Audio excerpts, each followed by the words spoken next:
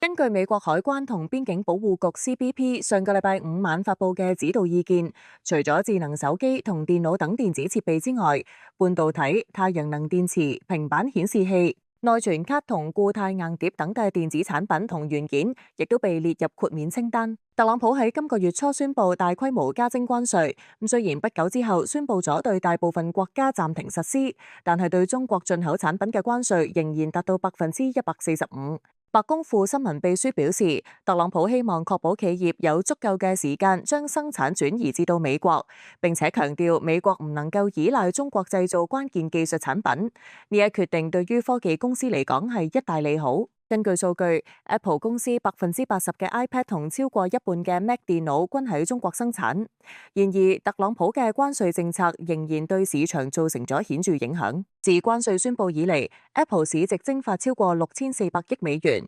標普500指數喺呢個期間下跌超過5%。天下衛視記者編輯報道。